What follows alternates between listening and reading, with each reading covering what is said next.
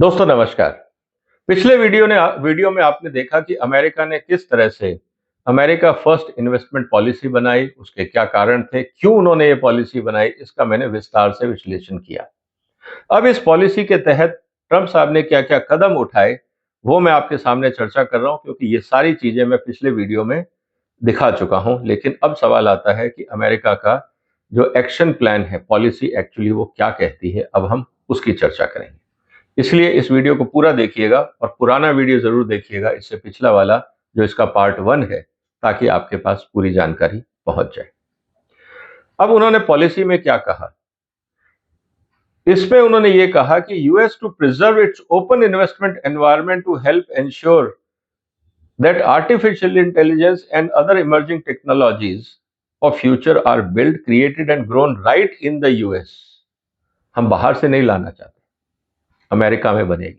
हमें Chinese technologies नहीं चाहिए, इंडिया से नहीं चाहिए, रशिया से नहीं चाहिए, कहीं से नहीं चाहिए, हम अपनी बनाएंगे।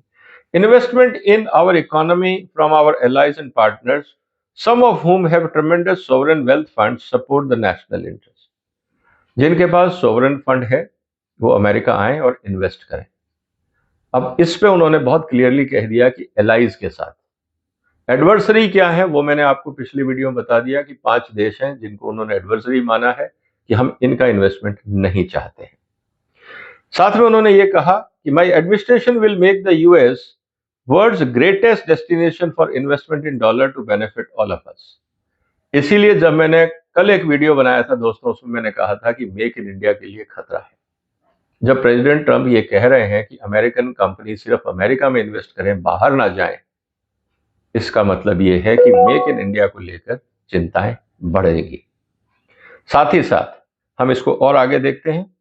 Yet the investment in US business involved in critical technologies, critical infrastructure, personal data and other sensitive areas, restriction on foreign investors' access to US market will ease in proportion of the verifiable distance and depending upon the predatory investment and technology acquisition practice of China and other foreign investors or threat actors। उन्होंने कहा ये सब ठीक है कि हम business environment सब ठीक करेंगे, लेकिन उन्होंने कहा कि ये सब जो भी होगा ये वेरीफाई किया जाएगा और इंडिपेंडेंस ऑफ प्रीडेटरी इन्वेस्टमेंट। ऐसा नहीं हो कि ये लोग इन्वेस्टमेंट तो कर रहे हैं लेकिन ये हमारे लिए थ्रेट बन जाए, हम ये नहीं होने देंगे। इसका मतलब उन्होंने साफ साफ कह दिया कि अगर चाइना इन्वेस्ट करेगा तो हम वेरीफाई करेंगे कि वो कहाँ इन्वेस्ट कर रहा है, किन कंपनियों में कर रहा है, उन कंपनियों की क्या स्ट्रेंथ और वीकनेसेस है, उस बेस पे हम परमिट करेंगे कि चाइना इन्वेस्ट कर पाएगा या नहीं, या बाकी एडवर्सरीज कर पाएंगे या नहीं। इसके अलावा उन्होंने कहा कि देखिए हम फास्ट ट्रैक प्रोसेस की बात कर रहे हैं, based on objective standard to facilitate greater investment in specified allied and partner sources in US business involved in US advanced technology and important area। अब वो कह रहे हैं हम टेक्नोलॉजी बाहर नहीं देंगे, आप आइए अमेरिका में इन्वेस्ट करिए, यहीं बनाइए। This process will allow for increase foreign investments, वो खुद चाह रहे हैं, subject to appropriate security provision including requirement that specified foreign investor avoid partnering with US foreign adversaries. अब इसमें देखिए इसकी रिक्वायरमेंट क्या होगी। अगर आप अमेरिकन कंपनी के साथ पार्टनरशिप करना चाह रहे हैं, कोई इंडियन कंपनी, तो इस बात को सुनिश्चित करिए कि आपका चाइनीज पार्टनर नहीं हो। अगर आप चाइनीज पार्टनर के साथ काम कर रहे हैं और एक तरफ आप अमेरिका में इन्वेस्ट कर रहे हैं, दूसरी तरफ चाइना में कर रहे हैं और चाइना में आपकी दोस्ती है, हम ये नहीं चलने देंगे। अगर आपको अमेरिका से डील करना है तो आपको चाइना से दूर होना होगा, क्योंकि हमें ये थ्रेट है कि वो टेक्नोलॉजी वहां पहुंच जाएगी। इसके अलावा उन्होंने कहा कि जो एनवायरमेंटल रिव्यूज हैं, अगर आप $1 बिलियन से ज्यादा इन्वेस्ट करते हैं तो हम आपके जो एनवायरमेंटल क्लियरेंसेज हैं, बाकी चैलेंजेस हैं, उनको तुरंत हटाएंगे। US will establish a new rules to stop American companies and investors from investing in industries that advance the Chinese military civil fusion. अब ड्यूअल टेक्नोलॉजी की बात है, आप सॉफ्टवेयर बना रहे हैं, आप सैटेलाइट्स बना रहे हैं, आप और कोई क्रिटिकल टेक्नोलॉजी पे, स्ट्रेटेजिक टेक्नोलॉजी पे काम कर रहे हैं, तो अगर ऐसी कोई अमेरिकन कंपनीज हैं, हम कहेंगे कि ऐसा आप काम चाइना के साथ ना करें, क्योंकि आप कहोगे तो सिविलियन यूज के लिए, लेकिन उसका एप्लीकेशन होगा मिलिट्री यूज में। साथ में stop China affiliated person from buying up any critical American business and assets. इसका मतलब यह है कि अगर अगर मान लीजिए विलमार जैसी बड़ी कंपनी है, अगर वो लगता है ये चाइनीज है, वो अलाउ नहीं करेंगे। इसी तरह से आज सिंजेंटा टेक्निकली एक अमेरिका चाइनीज कंपनी हो गई है, अगर वो अमेरिका में एसेट्स खरीदना चाहेंगी तो शायद प्रॉब्लम्स आएंगी। तो ऐसी बहुत सारी कंपनियां हैं जो आज चाइना में ऑपरेट कर रही हैं, किसी और देशों की हैं, हो सकता है कि उनके लिए भी समस्याएं खड़ी हो जाए। इसके अलावा US will use all necessary legal instruments including committee on foreign investments to restrict Chinese affiliated people from investing in US technology, critical infrastructure, healthcare, agriculture, energy, raw material or any other strategic sector. Technically हमें China को बाहर रखना है, हम किसी भी important segment में China को नहीं आने देंगे। My administration will protect US farmlands and real estate near sensitive facilities. अगर आप किसी पोर्ट के पास, मिलिट्री कैंटोन के पास अगर आप कोई फार्मलैंड ले रहे हैं, कुछ और कर रहे हैं, अलाउ नहीं होगा। It will also seek to include a consultation with the Congress to strengthen जो इनका अपना फॉरेन इन्वेस्टमेंट्स कमेटी अथॉरिटी है for greenfield investment to restrict foreign adverse access, foreign adversary access, जो 5 देश हैं उनकी इन्वेस्टमेंट हमें नहीं चाहिए, हम इस पे कानून बनवाएंगे। To US talent and operation in sensitive technologies including AI to expand emerging and foundational technology addressed by committee of foreign investments. तो उन्होंने बहुत साफ कह दिया कि देखिए ये सब चीज़ों पे हम चाइना को नहीं आने देंगे। उसके अलावा उन्होंने कह दिया we will cease the use of overly bureaucratic complex open ended migration agreement of US investments from foreign adverse countries. हमने जो अभी तक एग्रीमेंट साइन किए थे चाइना के साथ, हम सबको रिव्यू करें। हमें चाइनीज इन्वेस्टमेंट नहीं चाहिए। अगर उसके लिए कानून बदलना है हम बदलेंगे, हम इसके लिए तैयार हैं। और इसके साथ उन्होंने कहा कि more administrative resources will be directed towards facilitating investment from the key partner countries. अब जो भी हमें खर्चा करना है, सब्सिडी देनी है, इंसेंटिव देना है, वो हम उन देशों को देंगे जिनको हम लाना चाहते हैं। इसके अलावा एक और बहुत इंपॉर्टेंट चीज उन्होंने कही, passive investment from the foreign person. हमारा दोस्त भी है और ये भारत सरकार को करना पड़ेगा। आप इन्वेस्ट करिए, लेकिन आपको वोटिंग राइट्स नहीं है, आप उस कंपनी के अंदर कंट्रोलिंग स्टेक नहीं ले सकते, आप एज ए इन्वेस्टर आ सकते हैं। अगर कोई कंपनी है, आप उसका 51% शेयर लेके चाहें कि वो कंपनी आपकी हो गई, ये नहीं होगा। आपको हम सिर्फ as a passive investments permit करेंगे। पैसिव इन्वेस्टमेंट्स का मतलब क्या है दोस्तों, कि आपका एक्टिव रोल नहीं है उस कंपनी में। आपने शेयर खरीदा, आपको डिविडेंड मिल जाएगा, आपने पैसा लगाया, आपको आपका हिस्सा मिल जाएगा। लेकिन अगर आप ये चाहते हैं कि उसमें आप बोर्ड सीट पे बैठ जाएं, उसके कंपनी के डिसीजन इन्फ्लुएंस करें, एग्रीमेंट्स, ये नहीं होगा। तो ये बहुत इंपॉर्टेंट चीज है। और ऐसी बहुत सारी कंपनियां भारत में भी हैं जिसमें लगता है कि स्टेक जो है वो बहुत क्लोजली उन कंपनीज के पास, विदेशियों के पास जा सकता है। ये एक चिंता की बात है। इसके अलावा non controlling state has share with no voting rights, board or any other governance rights, do not confer with managerial influence, substantive decision making, non public access to technology, technical information, products and services. This will allow our cutting edge businesses to continue to benefit from foreign investments while ensuring national security. आप पैसा लीजिए, expansion करिए, उनके पैसे के बदले में आप उनको डिविडेंड दीजिए, जो भी कमर्शियल बेनिफिट है वो दीजिए, लेकिन इसके आगे नहीं। ये हमें सब कंट्रोल करना पड़ेगा। US will also use legal instruments to further deter US person from investing in China military industry sector. कोई भी अमेरिकन कंपनी ऐसे किसी भी क्षेत्र में चाइना में इन्वेस्ट नहीं करेगी जिससे चाइना मिलिट्रीली शक्तिशाली हो, चाहे वो सॉफ्टवेयर हो, हार्डवेयर हो, कुछ भी हो। ये बहुत वाइड डेफिनेशन है। इसका मतलब क्या है ये अभी हम कुछ नहीं कह सकते, क्योंकि हर चीज को आप मिलिट्री से लिंक कर सकते हैं। मिलिट्री यूनिफॉर्म भी तो होती है, कपड़ा भी होता है। आप जूता भी बोल सकते हैं कि हमने फौज के लिए जूता बनाया, पेन पेंसिल भी बोल सकते हैं, स्टेशनरी भी बोल सकते हैं। फौज तो सब कुछ इस्तेमाल करती है। क्या इन सब पे ताला लगेगा?